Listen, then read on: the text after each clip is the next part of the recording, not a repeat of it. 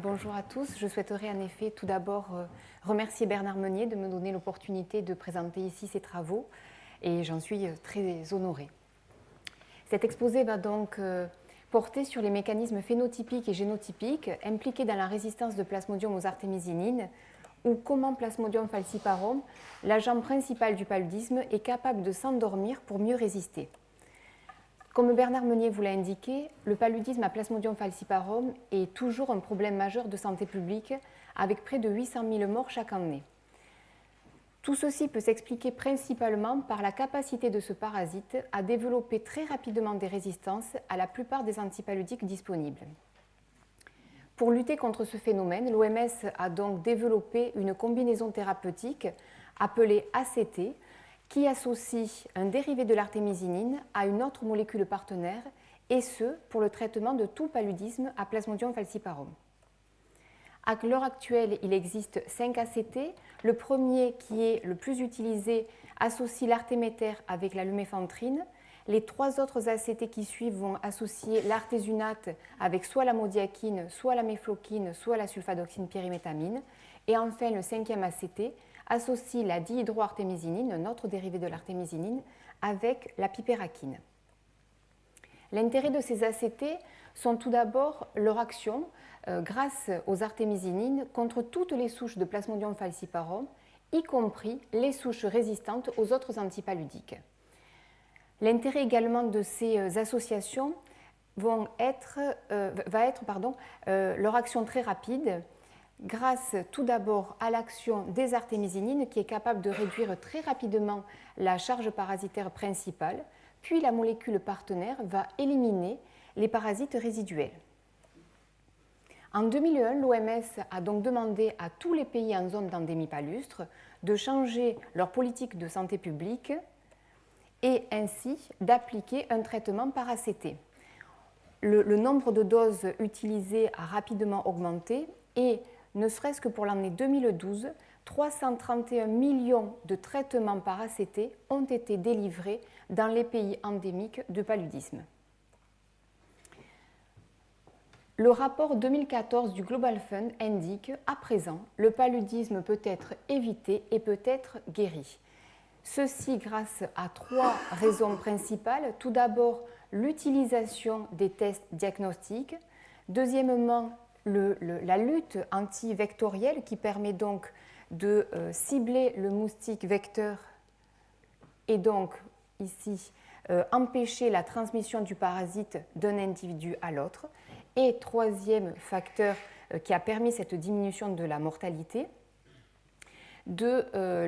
par l'utilisation des ACT. Et ainsi, la mortalité due au paludisme a diminué de 25% entre 2000 et 2014. L'épidémiologie du paludisme donc, de ces dernières années a particulièrement évolué avec une diminution de l'incidence du paludisme de 25% au niveau mondial et de plus de 30% en Afrique et une réduction de la mortalité globale de 42% au niveau mondial et de près de 50% en Afrique.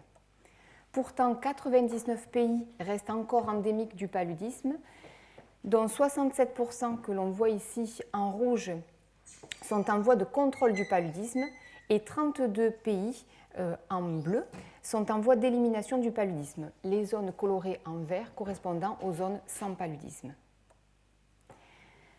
Pourtant, face à ce tableau, une première ombre, en décembre 2008, l'équipe de Nodel publie un article rapportant une diminution de sensibilité aux artémisinines. Ce travail avait été fait sur 60 patients qui avaient été traités par artésunate par voie orale pendant 7 jours. Et le temps de clairance moyen, c'est-à-dire la durée nécessaire pour qu'un patient puisse éliminer ces parasites après un traitement, donc ce temps de clairance parasitaire appelé également PCT, est en moyenne de 52 heures.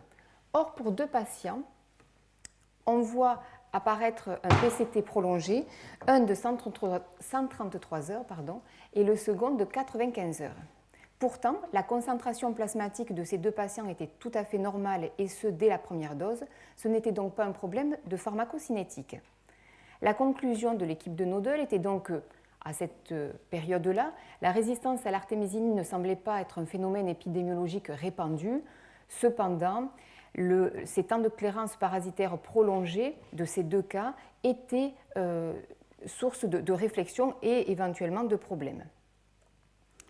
6 mois plus tard, juillet 2009, 2 articles majeurs sont publiés dans le même volume du New England Journal of Medicine, un article toujours par l'équipe de Harald Nodel et le deuxième article publié par l'équipe de Don Dorp et de Nick White. Ce second article avait pour but de comparer la réponse clinique de patients traités soit par artésunate en monothérapie, soit par ACT qui associait artésunate plus mefloquine. Alors, il y avait une comparaison de 2 groupes de patients, des patients traités en Thaïlande et des patients traités au Cambodge. On voit très nettement que tous les patients, que ce soit en monothérapie ou en bithérapie, issus de la zone de Thaïlande, ont une temps de clairance parasitaire de l'ordre donc de 48 heures. En revanche, tous les patients traités au niveau du Cambodge ont un temps de clairance parasitaire de l'ordre de 84 heures. Pourtant, ces différences parasitologiques ne peuvent pas être expliquées par des différences au niveau de la pharmacocinétique. Les réponses des patients, quelle que soit la zone d'endémie, étaient tout à fait identiques. Par ailleurs, les tests de chimiosensibilité in vitro étaient tout à fait identiques. Tous les parasites issus de ces patients semblaient sensibles aux tests de chimiosensibilité classique. Par ailleurs, les marqueurs moléculaires connus pour être impliqués dans les résistances aux autres antipaludiques n'étaient pas présents chez ces parasites. En revanche, le temps de clairance parasitaire retardé semblait être corrélé avec la perte de sensibilité des parasites au stade jeune, donc le parasite stade ring, comparativement aux formes plus matures du parasite, trophozoïte et schizonte, qui semblaient toujours sensibles aux parasites. La conclusion semblait être donc que la résistance était caractérisée par un temps de clairance ralenti in vivo, sans pour autant correspondre avec une réduction de la sensibilité aux tests classiques conventionnels in vitro. Une fois de plus, l'Asie était donc l'épicentre des résistances aux antipaludiques, comme cela avait déjà été le cas pour la chloroquine en 1958, pour la sulfadoxine pyrimétamine en 1968, pour la mefloquine en 1982 et donc pour l'artémisinine en 2008. Plusieurs études ont essayé de comprendre comment cette zone était systématiquement l'épicentre des résistances. Il semblerait que ce soit une zone où l'automédication avec un cocktail de médicaments soit usage courant et donc soumettant les parasites à des médicaments peu appropriés dans le traitement du paludisme. Par ailleurs, il y a énormément de traitements utilisés et donc soumettant les parasites à une pression médicamenteuse forte. Par ailleurs, les artémisinines ont tout d'abord été utilisées en monothérapie, soumettant le parasite à une seule molécule et donc favorisant ainsi l'émergence des résistances. À l'heure actuelle, depuis 2006-2007, l'OMS a demandé que tous les traitements à base d'artémisinine soient associés à une autre molécule partenaire pour donc utiliser uniquement des ACT. Le rapport 2013 de l'OMS indiquait qu'à l'heure actuelle, plus que 9 pays avaient encore dans leur politique de santé publique l'utilisation de monothérapie qui est normalement, qui n'est plus du tout préconisée, mais au contraire devrait être transformée en ACT. Par ailleurs, au début des ACT, l'artésunate et la mefloquine étaient donc l'association médicamenteuse la plus utilisée. Or, la mefloquine est connue pour engendrer de nombreux effets secondaires. La plupart des patients s'affranchissaient ainsi des effets secondaires en ne prenant que l'artésunate. Et donc, cet ACT se transformait très rapidement en monothérapie.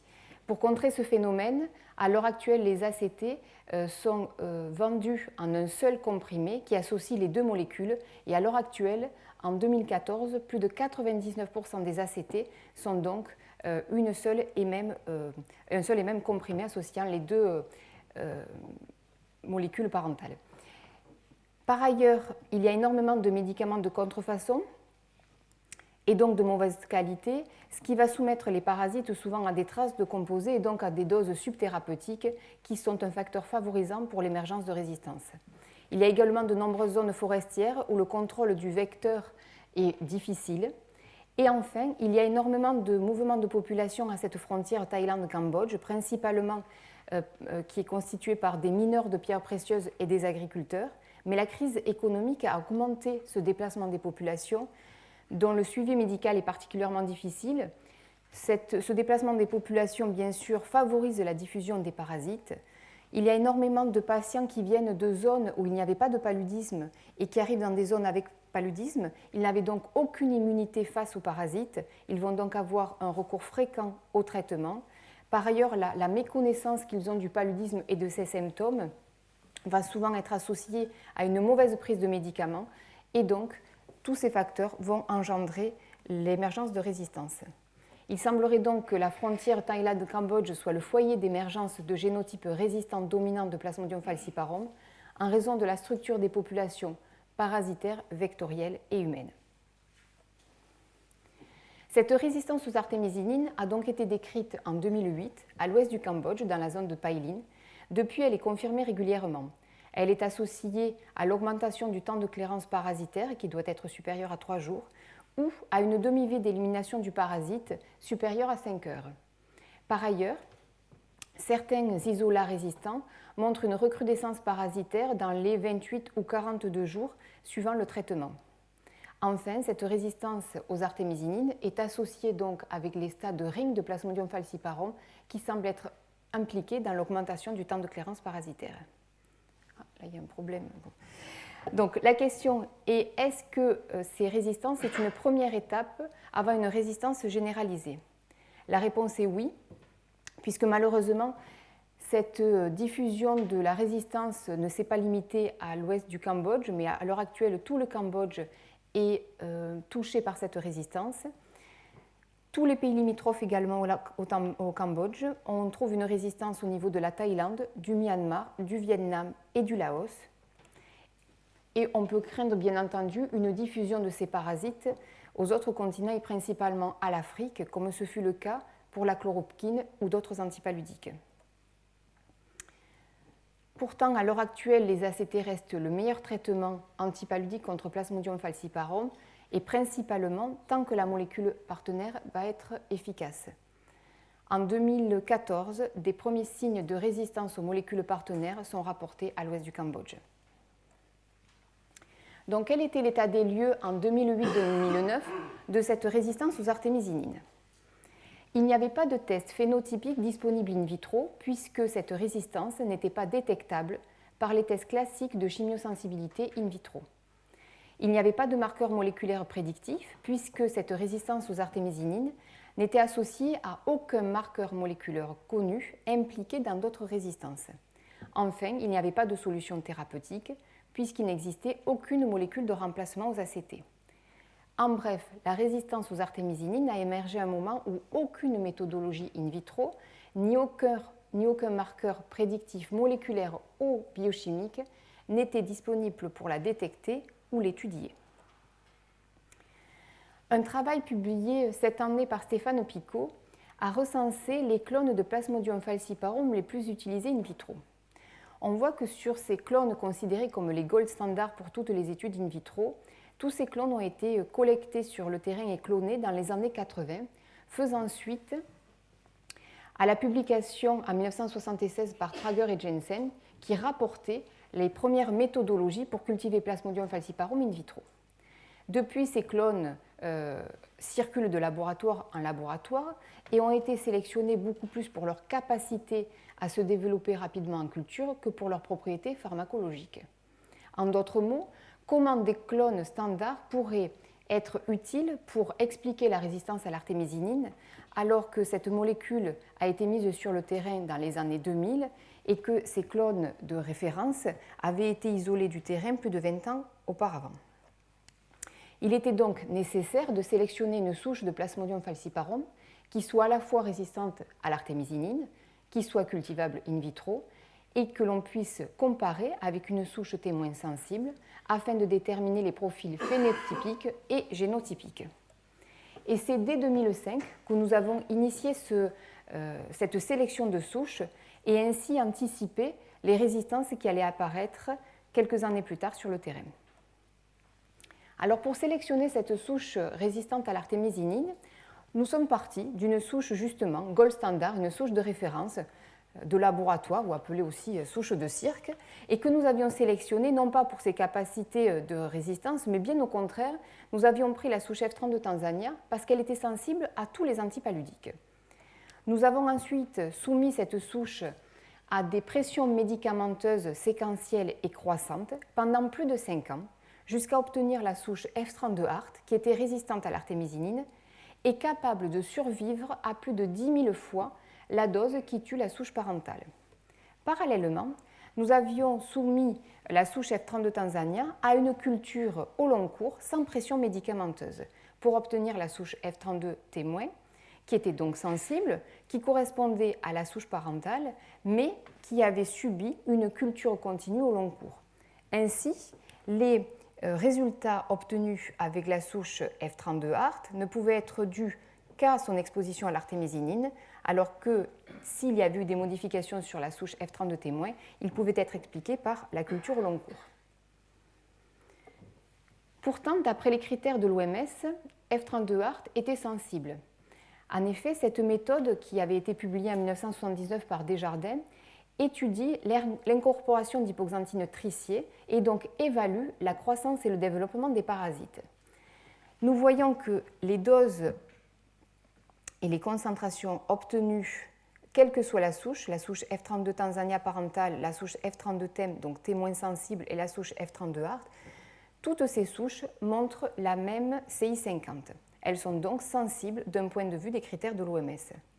Pourtant, d'un point de vue pharmacologique, cette souche F32 HART est bien résistante, puisque lorsque l'on soumet la souche F32 HART et la souche F32 TEM pendant 48 heures à 35 micromolaires d'artémisinine, on voit ici en noir que la souche F32 TEM n'est pas capable de se développer, que tous les parasites ont été tués par cette dose d'artémisinine, alors que la souche F32 HART, ici en rouge, est capable de se développer et de se multiplier tout à fait normalement.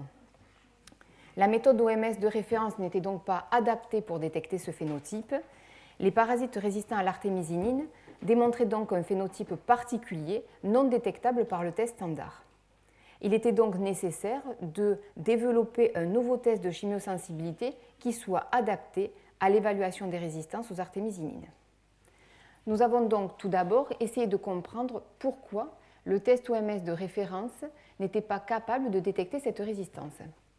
Ce test évalue la multiplication et le développement d'un parasite en présence d'une molécule, et c'est la synthèse d'ADN qui est ensuite évaluée. Lorsqu'un parasite est sensible et qu'il est mis au contact d'une molécule, le parasite va être tué, la synthèse d'ADN va donc être inhibée. Quand un parasite est résistant à une molécule, il va donc continuer à se développer en présence de cette molécule, la synthèse d'ADN ne va donc pas être inhibée. Dans le cas des parasites résistants à l'artémisinine, il semblerait que la synthèse d'ADN soit inhibée, pourtant les parasites ne sont pas tués. C'est donc que la résistance à l'artémisinine entraîne un métabolisme particulier que seule la quiescence pourrait expliquer. En effet, la synthèse d'ADN est arrêtée comme pour les parasites sensibles, mais lorsque les parasites ne sont plus au contact de la molécule, ils sont capables de se redévelopper. La résistance par quiescence ne pouvait donc pas être évaluée par le test de référence de l'OMS. Nous avons donc essayé de mettre en évidence ce phénomène de quiescence. Pour cela, nous avons soumis les parasites de la souche F32 HART à un marqueur mitochondrial de la rhodamine 123 qui marquait donc les parasites vivants. Nous voyons ici la mitochondrie caractéristique des stades de ring de Plasmodium falciparum. Nous avons soumis ces parasites à un traitement d'artémisinine pendant 24, 48 ou 72 heures. Quelle que soit la durée du traitement, seules des formes ring persistantes étaient visibles. C'est donc que les parasites étaient restés quiescents pendant le traitement. En présence d'artémisinine, le cycle cellulaire était donc arrêté au stade de ring. Nous avons ensuite éliminé l'artémisinine des cultures parasitaires. Nous avons attendu 24 heures et nous avons pu déterminer les différentes mitochondries caractéristiques des parasites au stade trophozoïte, schizonte jeune et schizonte mature. Ainsi, nous pouvions confirmer qu'après l'élimination de l'artémisinine, il y avait bien reprise du cycle cellulaire par les parasites quiescents. La résistance à l'artémisinine apparaissait donc comme un phénomène de quiescence réversible. Nous avons souhaité confirmer ce phénomène de quiescence par analyse en cytométrie de flux où les parasites étaient colorés au DAPI. Les parasites au stade de ring sont ici visibles en bleu. Après 24 heures ou 48 heures d'artémisinine, on voit toujours les parasites uniquement au stade ring et quelques premiers éléments ici sont des parasites morts. En revanche, 24 heures après l'élimination de l'artémisinine, on voit l'apparition ici de globules rouges parasités caractéristiques en raison de la fluorescence et donc la coloration au DAPI qui correspondait bien au stade âgé et donc au stade trophozoïde schizonte, confirmant bien la restauration du cycle parasitaire après l'élimination de l'artémisinine. Nous avons ensuite souhaité trouver une méthodologie qui était capable d'évaluer la résistance à l'artémisinine, non plus en déterminant la capacité du parasite à se développer, puisque nous avons vu que le parasite, en présence de la molécule, a une croissance arrêtée, mais en revanche, sa capacité de recrudescence. Nous avons ainsi soumis la souche F32 HART et la souche F32 TEM à différentes doses de molécules et durant différentes périodes. Ces parasites sont ensuite lavés, remis en conditions de culture sans molécules. Et ce que nous avons étudié, c'est la capacité de recrudescence des deux souches. Ainsi, après 9 micromolaires d'artémisinine pendant 48 heures, nous voyons que la souche F32 HART est capable de se développer et d'atteindre la parasitémie initiale de 5% dès le 5e jour. En revanche, il faut attendre plus de 15 jours pour que la souche F32 TEM soit capable de retrouver ces 5% de parasitémie. Nous avons ainsi testé différentes molécules à différentes doses. L'artémisinine, lorsqu'elle est au contact de la souche F32 TEM et de la souche F32 HART, on voit que le nombre de jours pour atteindre la parasitémie initiale est systématiquement plus courte pour la souche F32 HART, en général une dizaine de jours plus rapide que pour la souche F32 TEM. Lorsque l'on augmente les doses d'artémisinine à des doses très élevées, seule la souche F32 HART est capable de se développer, alors que tous les parasites de la souche F32 TEM sont tués. Nous avons ensuite soumis ces deux souches à des doses d'artémisinine pendant une durée beaucoup plus importante de 96 heures, et nous voyons que seuls les parasites de la souche F32 HART sont capables de se les développer, et tous les parasites de la souche F32 TEM sont éliminés. Nous avons donc ainsi pu démontrer que la souche F32 HART résistait bien à l'artémisinine, quelle que soit la durée du traitement. Nous avons ensuite soumis ces deux souches à un autre dérivé de l'artémisinine, l'artésunate, et nous voyons que la souche F32 HART est beaucoup plus résistante à l'artémisinine que la souche F32 TEM. Et c'est un travail qui est actuellement en cours, qui n'est pas encore publié. Nous avons testé l'artéméter, un autre dérivé donc de l'artémisinine, avec ces deux souches, et nous voyons également que la souche F32 HART est résistante à cette molécule, contrairement à la souche F32 TEM. Il y a donc bien une résistance croisée avec l'artémisinine, l'artésunate et l'artéméter, avec cette souche F32 HART qui pourtant n'avait été soumise qu'à de l'artémisinine. Donc il y a une capacité du parasite à développer des résistances croisées à toute la famille des artémisinines. Nous avons ensuite souhaité déterminer si cette résistance à l'artémisinine était stade dépendant.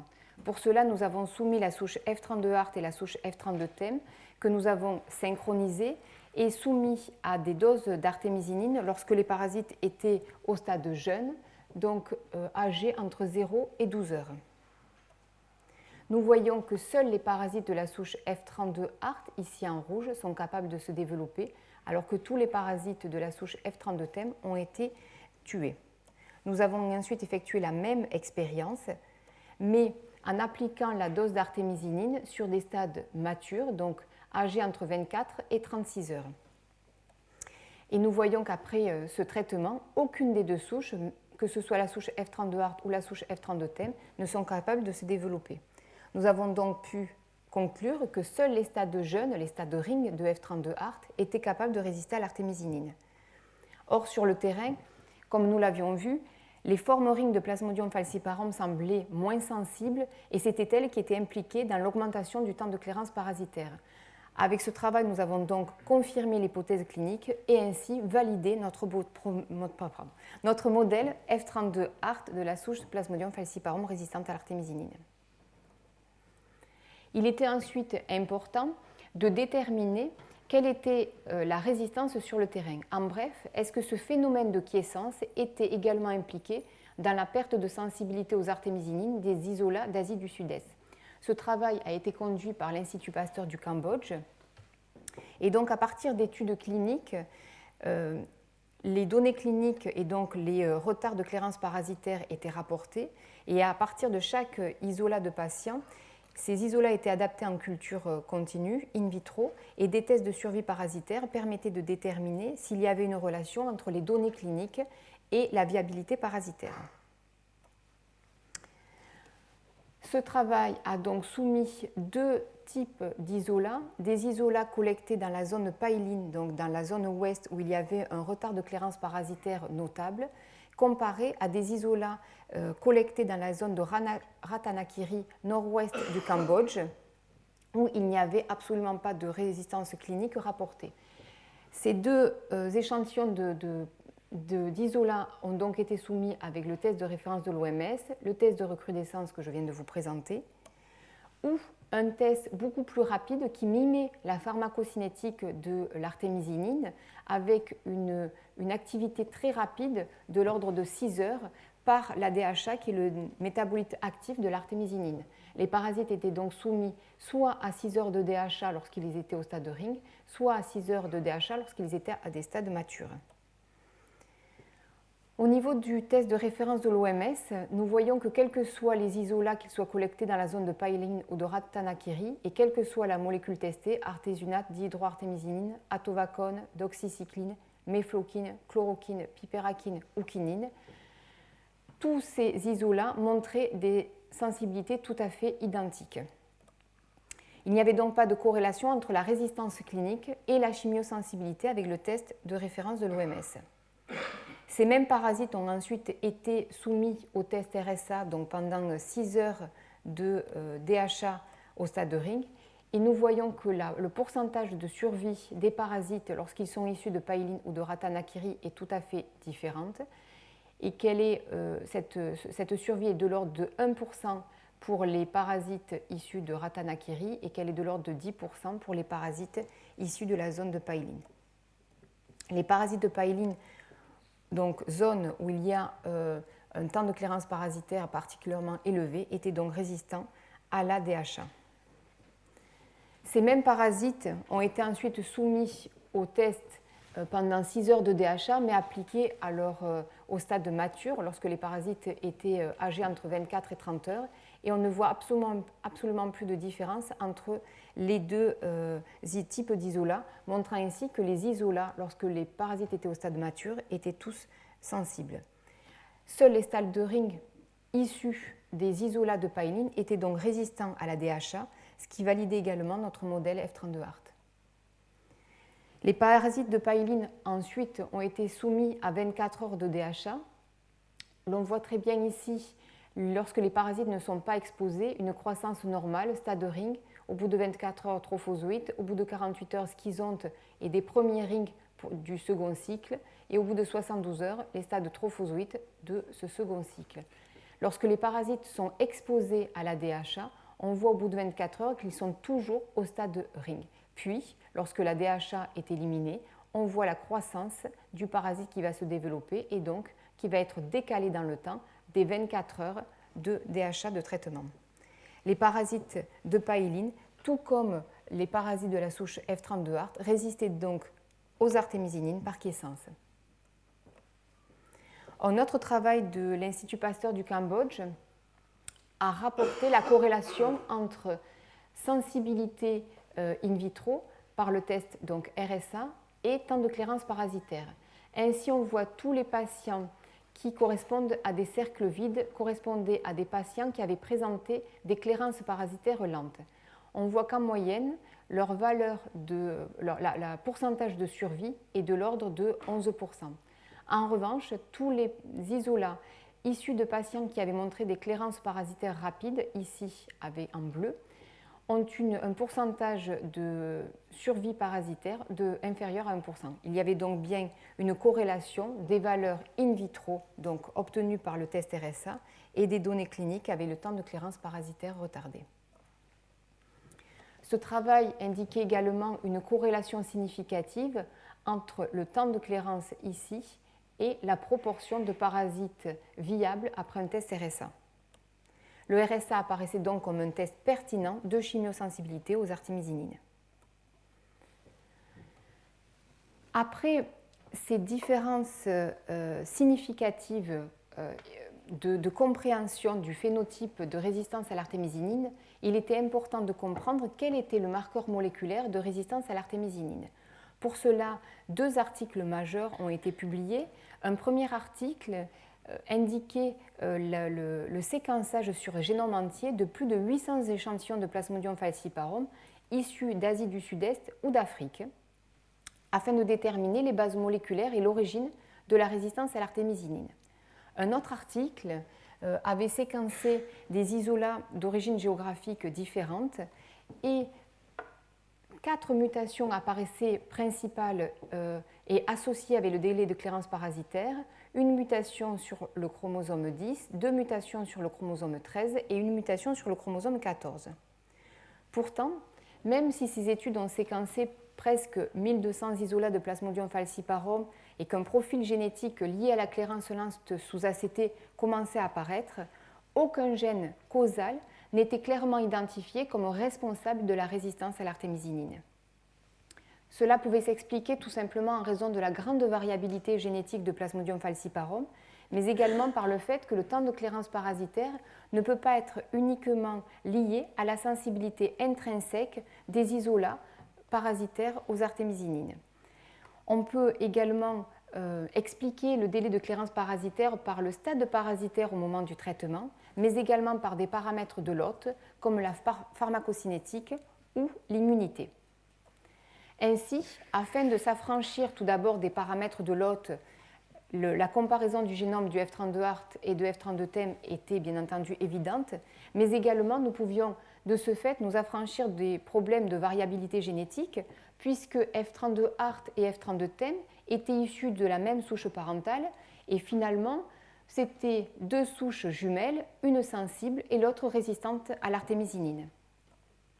Ce travail qui a été conduit par l'Institut Pasteur de Paris, l'Institut Pasteur du Cambodge, le NIH et donc le CNRS à Toulouse, a permis de déterminer qu'il y avait plusieurs mutations qui étaient associées avec la souche F32ART, comparativement à la souche F32TEM, qui étaient présentes sur 7 gènes. Nous avons ensuite comparé ces 7 gènes au séquençage des souches du Cambodge associées avec des retards de clairance parasitaire. Et ainsi, nous avons pu déterminer que le gène qui codait pour la protéine KELCH13 était systématiquement associé avec les isolats présentant un retard de clairance parasitaire important. Nous avons ensuite essayé de comprendre quel était au cours du temps et au cours des pressions médicamenteuses qui avaient permis d'obtenir la souche F32ART, à quel moment les différentes mutations étaient apparues. On voit que la souche qui code pour KELCH13 est arrivée très précocement, vers le 40e cycle de pression médicamenteuse. Nous avons ensuite étudié, pour les différents clones intermédiaires, les valeurs de RSA et donc la capacité de survie des parasites avant et après l'apparition de la mutation K13. Nous voyons que les isolats qui sont, les clones qui sont avant la mutation K13 ont un pourcentage de survie de l'ordre de 0,01%. Dès l'apparition de K13, on voit qu'il y a une multiplication par 1000 de la capacité de survie des parasites. Malgré de nouvelles apparitions de mutations, on voit que la capacité de survie des parasites est toujours identique. En revanche, la souche F32-TEM, qui n'a donc jamais été soumise à des pressions à l'artémisinine, garde une valeur de RSA tout à fait identique à la souche parentale. Il y avait donc bien une corrélation entre la mutation de K13 et les valeurs de RSA. Les isolats parasitaires collectés donc dans les années 2010-2011 au Cambodge ont été étudiés afin de déterminer quels étaient leurs polymorphismes par rapport à K13. Ainsi, nous voyons que le pourcentage de survie des parasites est tout à fait lié avec ce polymorphisme, puisque tous les isolats qui ont le type sauvage pour K13 ont un pourcentage de survie inférieur à 1, alors qu'il est de l'ordre de 10% systématiquement pour les différents allèles mutés de K13. Par rapport à ces mêmes isolats, nous avons ensuite regardé quelle était la corrélation entre la demi-vie du temps de clairance parasitaire et le polymorphisme de K13. Nous voyons ici que tous les isolats présentant le génotype sauvage pour K13 avaient en moyenne un temps de clairance parasitaire de l'ordre de 3h30, alors qu'il était systématiquement supérieur à 6 heures, quel que soit l'allèle muté de K13. K13 apparaissait donc comme une signature moléculaire fiable de la résistance aux artémisinines. La distribution géographique des allèles de K13 au Cambodge en 2011-2012 a ensuite été effectuée sur 300 isolats de Plasmodium falciparum dans 10 provinces distinctes. On voit en vert ici les allèles sauvages et les autres couleurs correspondent aux allèles mutés de K13. On voit donc qu'il y a un nombre important d'allèles de K13, que l'allèle C580Y qui est ici en rouge correspond à 85% de tous les allèles mutants. Il y a une réelle disparité dans la répartition de ces allèles mutants puisqu'elle est principalement regroupée ici à l'ouest du Cambodge et qu'elle est totalement corrélée avec le temps de clairance parasitaire. La fréquence des allèles de K13 a ensuite été étudiée à la fois au cours du temps, la première colonne correspondant à l'année 2001-2002, 2003-2004, 2005-2006, 2007-2008, 2009-2010 et 2011-2012 dans différentes provinces au Cambodge. On voit très clairement une diminution de l'allèle sauvage K13 en vert avec une augmentation des mutants, quelle que soit la zone, et même au niveau du nord du Cambodge qui n'était initialement pas touché par la résistance aux artémisinines. Il y avait donc une réelle distribution à la fois dans l'espace et dans le temps du polymorphisme de K13 et qui était corrélée avec la résistance aux artémisinines, la résistance clinique. Alors, on sait peu de choses au niveau de K13 de Plasmodium falciparum. Vraisemblablement, elle ressemble beaucoup à la protéine KIP1 humaine. Et comme KIP1, K13 a une structure en 3D et principalement contient au niveau C-terminal un domaine cache formé de 6 motifs qui correspondent à une hélice en 6 pales. Au niveau de la structure 3D du domaine K13, on voit ici les mutations qui sont représentées par les différentes boules qui correspondent donc aux différents allèles mutants. Donc, les nombreuses mutations que l'on trouve dans K13 pourraient certainement modifier la structure de l'hélice ou les charges de surface de cette protéine et ainsi certainement altérer ses fonctions biologiques. Donc, comme je vous l'ai dit, à l'heure actuelle, on ne sait absolument pas comment fonctionne K13 chez Plasmodium falciparum. Cependant, si on extrapole et si on essaye de comprendre comment fonctionne KIP1, on sait que KIP1 est une protéine humaine qui est un régulateur négatif de la réponse cytoprotectrice dépendante de NRF2. En temps normal, KIP1 et NRF2 sont couplés. KIP1 séquestre NRF2. Lorsqu'il y a un stress oxydatif, le binôme KIP1-NRF2, ce complexe, est perturbé. Il va y avoir libération de NRF2, translocation au niveau du noyau, activation de la transcription de gènes de défense et libération de protéines antioxydantes. À l'heure actuelle, on ne sait donc absolument pas si K13 chez Plasmodium falciparum a également une une protéine partenaire. À ce jour, aucun orthologue de NR2 n'est identifié dans le génome de Plasmodium. Cependant, on pourrait imaginer que si le même principe existait chez Plasmodium falciparum, lorsque les parasites sont mutés pour K13, ils seraient certainement beaucoup plus aptes à résister à l'action oxydante de l'artémisinine et de ses dérivés, et donc ainsi échapper à ces molécules et à l'efficacité de ces traitements.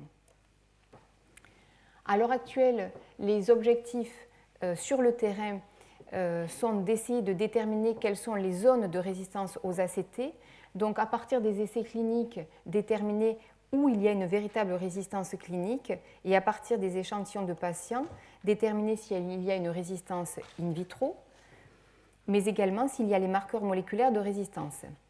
Et ce, afin de déterminer s'il y a des relations entre les données cliniques, les valeurs donc de temps de clairance parasitaire, les données in vitro, avec le pourcentage de survie après 6 heures de traitement par DHA des isolats des patients, et les données moléculaires avec les mutations de K13.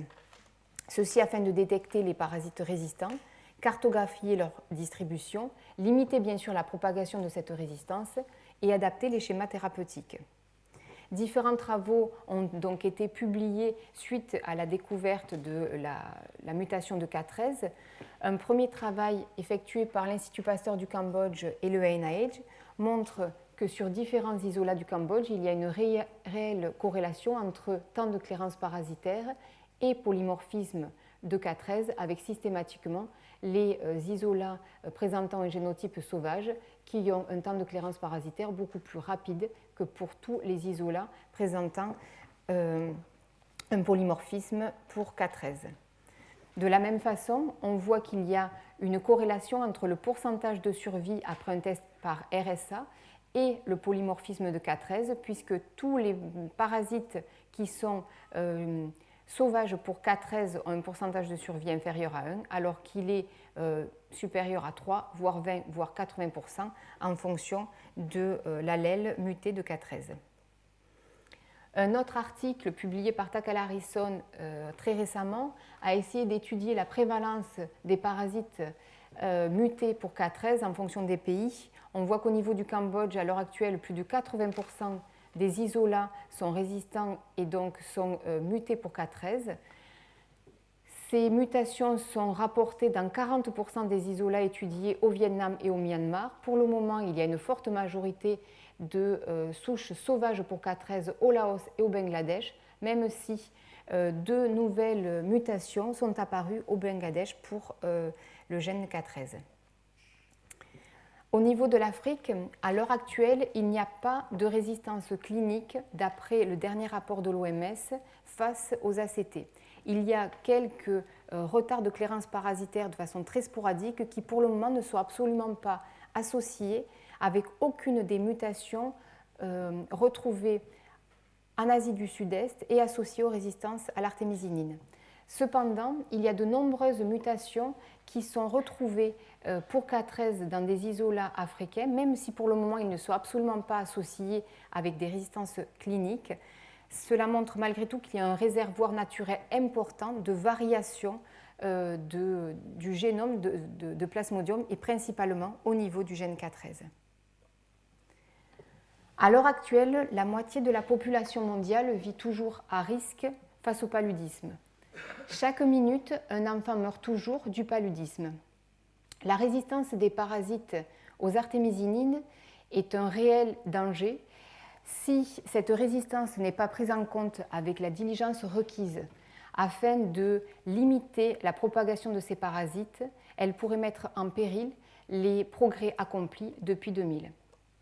Je souhaiterais enfin remercier les différents membres de l'équipe du LCC et du CNRS, les collègues du CHU de Toulouse, de l'Institut Pasteur de Paris, de l'Institut Pasteur du Cambodge, de l'Université de Columbia et du NIH aux États-Unis. Je vous remercie pour votre attention.